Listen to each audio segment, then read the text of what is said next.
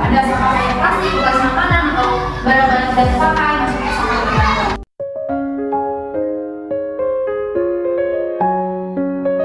Kalian tahu gak sih kalau Indonesia itu punya 200.000 ton sampah yang mengalir dari sungai ke laut?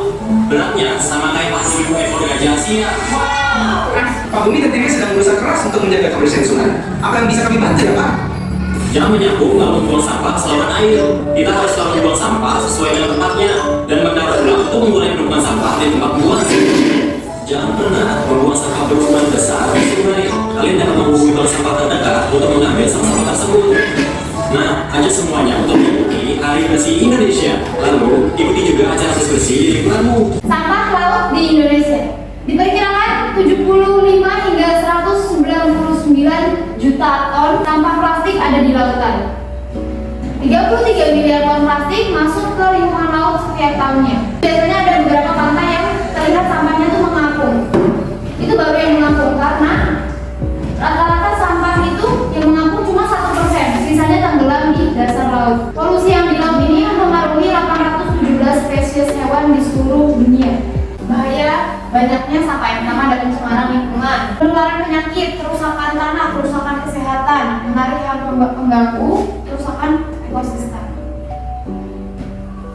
Ini ada beberapa kasus penyakit yang banyak dialami oleh atau dirasakan oleh manusia-manusia di bumi, khususnya di Indonesia karena sampah. Yang pertama ada hepatitis A. Ini baru beberapa karena sampah-sampah yang dilihat itu kan sudah sebanyak itu. Kalau misalkan makin banyak, kalian sudah besar, makin banyak. Ini bukan apa ya, bukan termasuk penyakit yang jarang. Udah kayak, oh kamu sakit ini, oh pasti karena sampah. Ada sampah organik dan sampah anorganik. Sampah organik ialah berasal dari sisa makhluk hidup yang mudah terurai secara alami tanpa proses campur tangan manusia. Contohnya ada sisa buah dan sayur, ada ampas teh atau kopi, ada ranting pohon, ada kayu, daun kering dan lain sebagainya. Pokoknya ini sampah organik itu yang mudah terurai tanpa bantuan. Kemudian yang anorganik, sampah yang sudah tidak terpakai dan sulit terurai. Contoh sampah anorganik ada bekas kemasan plastik, kayak kalian jajan es, itu masuknya sampah anorganik. Botol, bulatan plastik, kaleng minuman, kresek.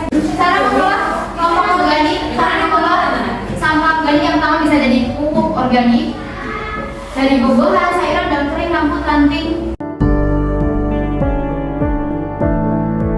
Sampah organik ialah sampah yang berasal dari sisa makhluk hidup. Ingat-ingat ya, sisa makhluk hidup, baik hewan, tanaman, manusia. Nah, sampah organik ini mengandung nutrisi berharga yang dapat digunakan sebagai pupuk alami atau sebagai dasar